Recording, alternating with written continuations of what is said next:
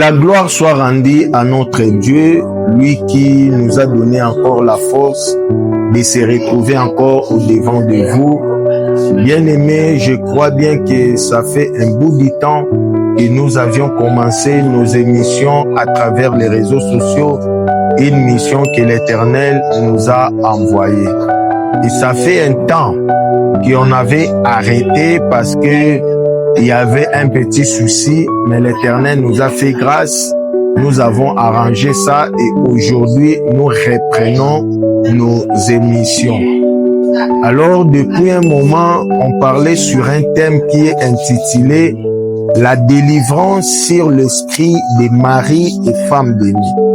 Dans le premier point, nous avions parlé sur l'introduction. Et dans l'introduction, on a défini l'esprit des maris et femmes bénies et on a donné l'objectif et la mission. Dans le deuxième point, on parlait sur le signe qui démontre que la personne est possédée de cet esprit des maris et femmes bénies. Et parmi ces signes, nous avions dit qu'il y a deux catégories. Il y a le signe physique et le signe spirituel. Mais jusque-là, nous sommes encore dans le signe physique. Et si Dieu le veut, peut-être aujourd'hui, nous allons clôturer sur les signes physiques pour que prochainement, nous puissions débuter le signe spirituel. Alors, si vous voulez écouter les intégralités de nos émissions passées, prière de s'abonner dans notre compte YouTube. Là, vous allez écouter toutes les émissions et vous aurez les intégralités de tout ce que nous avions déjà dit parce qu'il n'y aura pas moyen de tout répéter par rapport à notre temps.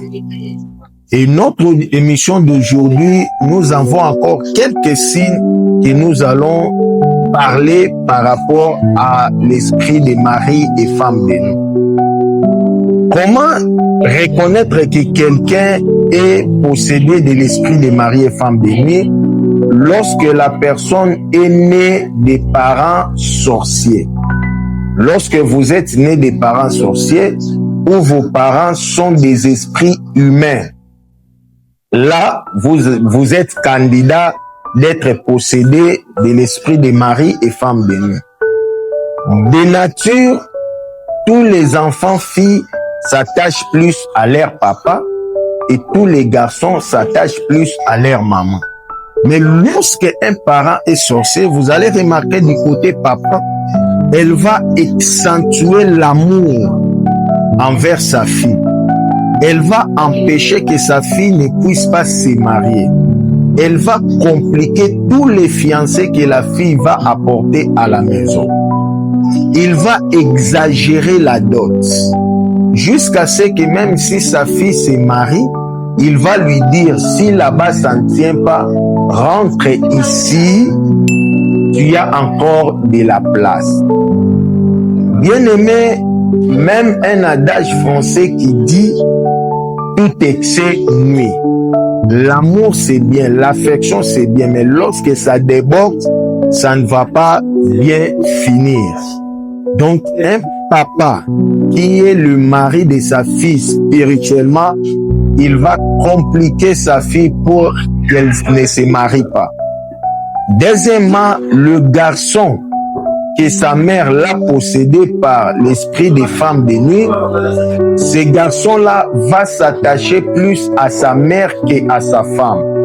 Or, la Bible dit que l'homme quittera son père et sa mère, s'attachera à sa femme et non à sa mère.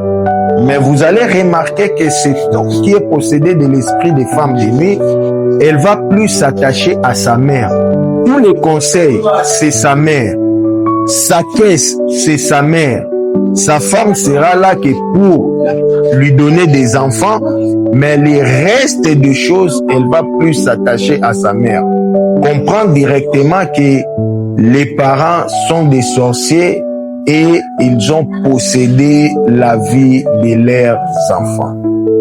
Un autre signe qui nous montre que la personne est possédée d'un esprit de mari et femme bénie, c'est avoir des frères et des sœurs sorciers. Dans la famille, vous pouvez avoir des frères et des sœurs, mais si parmi eux, il y a ceux qui sont des sorciers, il y aura l'esprit des maris et femmes de nuit. Et comment cet esprit va travailler dans la maison à travers les frères et sœurs?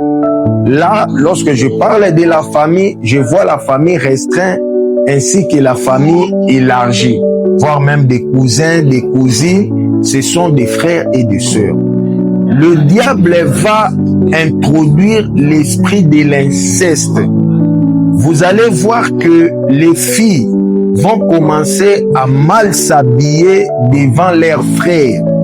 Et lorsque leurs frères vont commencer à les regarder, l'esprit de la sexualité va monter aux frères et ils finiront à passer des rapports sexuels sans que les parents les sachent. Or, lorsque les enfants de même sang dans la famille font ces choses-là, il y a déjà l'inceste qui s'introduit dans la maison. Or, l'inceste, c'est une malédiction. Et si tu tombes dans un frère ou dans une sœur sorcière, directement, il reste ton mari ou ta femme bénie.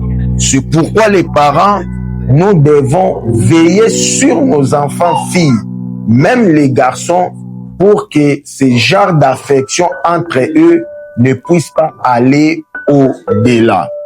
Un autre signe qui montre que la personne est possédée d'un esprit de mari ou femme de nuit, c'est avoir des parrains sorciers. Bien aimé, là je tire attention à tous ceux qui sont à tous ceux qui sont encore célibataires, qui se préparent à se marier. Bien aimé, vous devez prier pour avoir de bons parrains. Parce que un parrain représente les parents. Mais nous voyons que il y a des parrains qui prennent leurs filleuls comme leurs femmes. Et vous allez voir que lorsque le parrain va sortir avec sa filleule, et si ce parrain-là a un esprit impur, directement il va devenir son mari de nuit.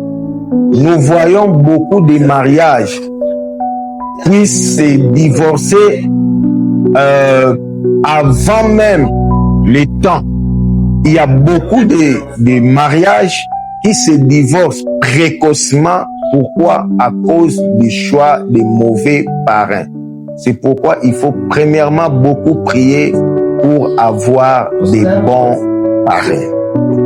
Il y a encore un autre signe qui montre que la personne est possédée d'un esprit de mari et femme de nuit, c'est avoir une vie sexuelle désordonnée.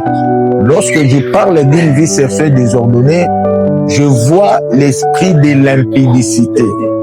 Et par rapport à l'esprit de l'impudicité, là, ça touche à tout le monde.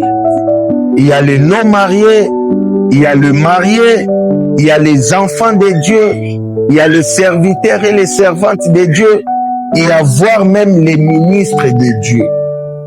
Alors, lorsque tu as une vie sexuelle désordonnée, tu risques de tomber dans cet esprit-là de mari et femme de nuit, parce que lorsque tu vas dans l'amour, lorsque tu vas dans les sexe, tu n'auras pas le temps de faire le tir d'âme pour regarder l'état d'âme de la personne. C'est pourquoi, bien aimé, il faut vraiment regarder avant d'aller avec quelqu'un. Que l'Éternel Dieu vous bénisse, bien aimé. Ça, c'était le quelques signes que nous avions préparés pour vous aujourd'hui, et que toute personne qui tombera à cet enseignement, à cette vidéo, prière de nous contacter, et l'Éternel Dieu nous aidera de vous aider afin de s'en sortir.